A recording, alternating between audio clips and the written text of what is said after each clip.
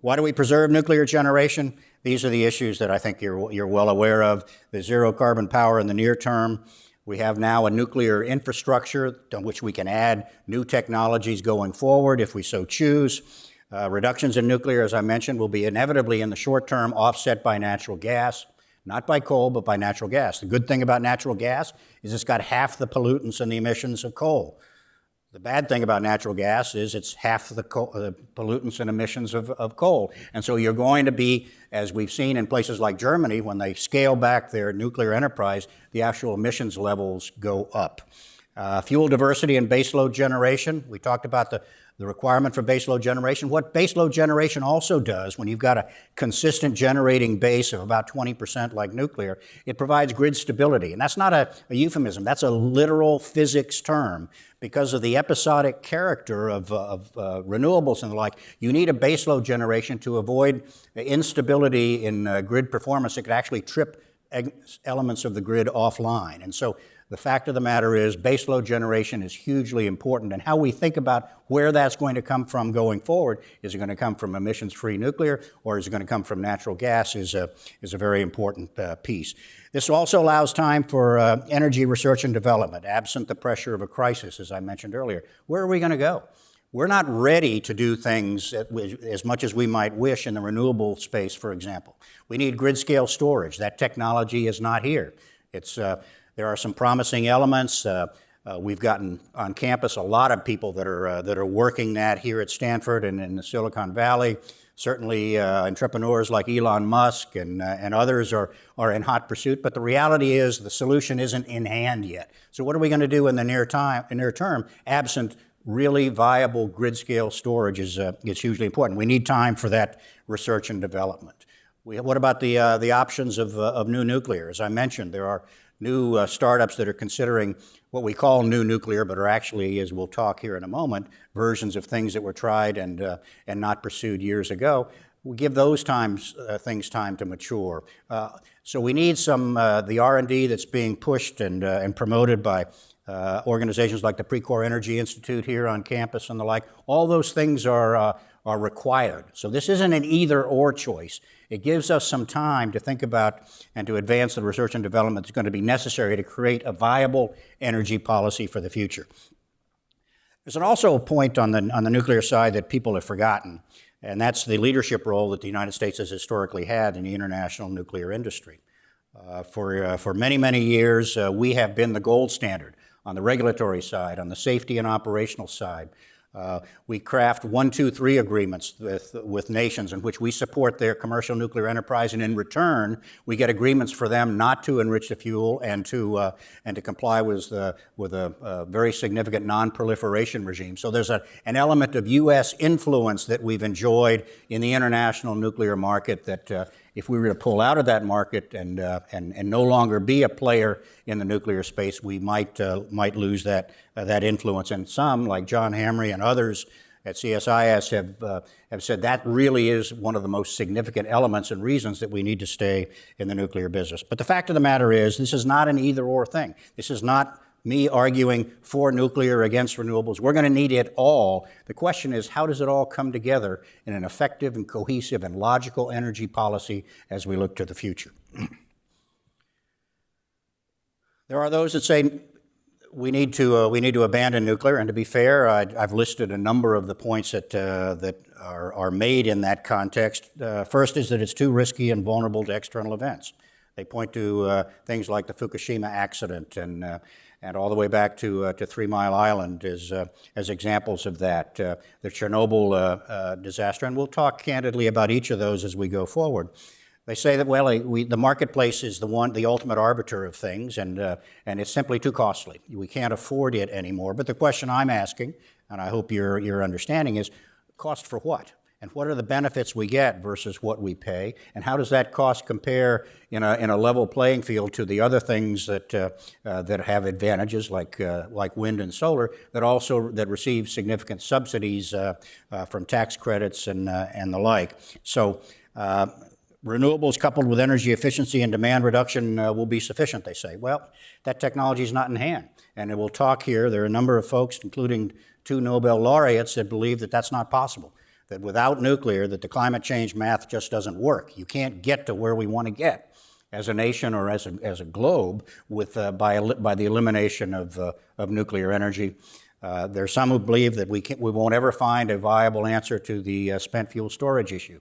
You're well familiar with the Yucca Mountain issue, which was to be the repository built on the edge of the Nevada test site, where we detonated 1,026 nuclear weapons during the time that we were testing. It wasn't a place that we were going to build condominiums in any case, but the fact of the matter is that there was a perception that was forced on the people of Nevada, and for reasons that aren't we don't need to go into this morning. Other administrations have backed away from that, but a subterranean repository or an above-ground repository is still possible for spent fuel. This is a political issue and a social issue. It's not a technical issue in the view of many. Some say, because of the recent examples in SCANA, that we don't have the ability, the technology, the engineering skills to build nuclear plants anymore, so why bother? Well, I would argue that that's not necessarily the case. Certainly the South Koreans, who are exporting plants around the world, the Chinese and the Russians have demonstrated an ability to do this. I think it's a skill that we may have lost, but it's not a skill that we cannot regain. And then the final piece is, hey, we're hostages of each other. Even if we're doing it very, very well, as historically the United States has, what about the folks around the world that perhaps don't do it as well, and how do their actions and perhaps failures impact us? All of these are fair questions and something that needs to be considered as we look at the policy issues. When I first got into the Navy, they told me whenever anybody presents you with an issue, whenever you start looking at something that you have to answer, a question, a problem, a challenge, always go back and read reference A. The first guidance about what it is you're trying to do. And so this morning I'd like to step back a bit and review a bit of nuclear history. I've given you the precursor for where nuclear is and the challenges both internationally and domestically, but let's think about how we got here. In 1940, the atom was first split in 1938. In a real sense, when you're talking about the emissions-free generation of electricity, nuclear is the newest of the technologies. I mean, Edmund Becquerel discovered the photovoltaic effect, and essentially that allows the creation of solar panels in 1839. The Chinese were using water power and wind for purposes of pumping water or hammering and harvesting grain and vegetables 200 years before Christ was born. So those are old technologies compared to nuclear. Nuclear age, by my standard, was started in 1938 when Otto Hahn and Fritz Strassmann first split the atom. In 1942, what you see in the upper left is Enrico Fermi's pile, literally a pile of carbon bricks with uranium embedded in it. That was the first element of what was called the Manhattan Project, the crash program to create a nuclear weapon. And this first nuclear reactor was actually built in a squash court underneath the stadium at the University of Chicago. I don't think OSHA would let you do that today. It had no shielding, it had no containment, it had no anything, and it used a series of cadmium rods as absorbers, and with that, Enrico Fermi was able to demonstrate the first successful chain reaction in history, and essentially began the nuclear age. It was so classified in those days that when he called his boss to report its success, he used codes, and he said, the Italian navigator has landed in the New World, was the code words, the code message that he translated. The question came back, are the natives friendly? And the answer was yes, and that means that everything worked as advertised. Remarkably, that was in December of 1942. Remarkably, less than 3 years later, the mushroom cloud you see there is the first nuclear test at Alamogordo Proving Grounds in New Mexico in July of 1945, and that was an unconstrained release of nuclear energy, releasing the binding energy that's contained in the atom in an uncontrolled fashion. Well, even then, people began to see the potential for a more measured and controlled release of nuclear energy, primarily for Navy nuclear propulsion. Admiral Hyman Rickover, the father of the Navy nuclear program, known in the Navy as the kindly old gentleman, and he was one of those. He was old. Was the actual father who oversaw this program, and in dramatic fashion. I mean, what you see in the upper right is USS Nautilus, hull number 571, the first U.S. nuclear-powered submarine. The keel was laid in June of 1952, and she was launched in January of 1954. That's 18 months. We can't even write the specification for a submarine in 18 months now, and so shows you the remarkable progression of things that unfolded. In those days, and I was, believe it or not, a very young kid then, things were called not nuclear but atomic, and everything fashionable was atomic. It was the new age. What you see below the Nautilus is Dwight Eisenhower giving his famous Atoms for Peace speech in the United Nations in 1953, in which he proposed that all nuclear weapons be put under international control, that we strip the military patina from the technology, and that we use it only for the benefit of mankind. Obviously, that didn't play out the way it was proposed. But there were many other things that atomic energy, now nuclear energy, was going to be used for. In the lower right, you see a schematic or an artist's depiction of an atomic rocket. We actually built prototypes of these rockets. The engines are still in the deserts of Idaho. The concept was we were going to blow liquid hydrogen over the fuel plates of a nuclear reactor, and through an adiabatic expansion in a nozzle create thrust. If there are any aero engineers in here, you know that the specific impulse of that is much better than a chemical rocket. But the fact of the matter is that it never really worked very well. The fuel plates tended to vibrate and also spit pieces of nuclear fuel out the exhaust, and they decided that that probably wasn't going to work with the Saturn launch vehicles and the like, and so that effort was abandoned. This is a prototype, the Lockheed version of a potential nuclear airplane. That was also considered. The engines for this are also in the deserts of Idaho. This is the WS-125. As I say, the Lockheed version. Convair also had a version. You had either closed cycle or open cycle engines. The irony is that Vladimir Putin, as you saw in the spring, is now talking once again about a nuclear-powered cruise missile that can loiter for months somewhere and the like. But there are real challenges associated with nuclear engines. And in fact, when they start doing the computations with the shielding that's required with a nuclear reactor to protect the crew, they found that this airplane and anything of its ilk had very little room for any payload, so you couldn't carry anything. It was theoretically possible, but never delivered. Anybody know what this is? This is the 1958 Ford Nucleon, okay? It was a vehicle designed by Ford Motor Company. That is not a Continental kit back there, and this is not an El Camino. That's a nuclear reactor, a small nuclear reactor. You drive the thing for about 10,000 miles. You go into your garage. The mechanic would crane the reactor out, put a new one in, and then you drive away, and so you'd never need a drop of gas and the like. You can see a 1/3 scale model of this in the Dearborn Museum, the Ford Museum in Dearborn. Obviously, none of these things worked. There were a huge number of other things that were being considered as well. There was Project Plowshare. We were going to potentially dig a sea level canal across the Isthmus of Panama using nuclear weapons. The fact, so many things were new, and the potential that was imagined for nuclear, but they never quite delivered. What did deliver was what you see in the lower left. And that's where we took the nuclear technology from the United States Navy that basically generated steam that turned a turbine. And the turbine, in the Navy's case, propelled a ship, but we took it, the commercial industry did, to create electricity. And that was the beginning of what became that bandwagon market that I showed you earlier, where we were literally building 2, 3, 6 reactors a year, because at the time, and the phrase became part of the lore of the early nuclear industry, they were going to generate electricity that was too cheap to meter. In other words, it was going to be like your cable company. You pay them a monthly fee and you take as much electricity as you want, because it just didn't matter anymore. We could generate boundless supplies of it.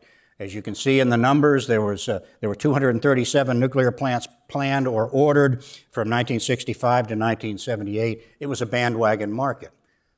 There's also a market where people had very little expertise.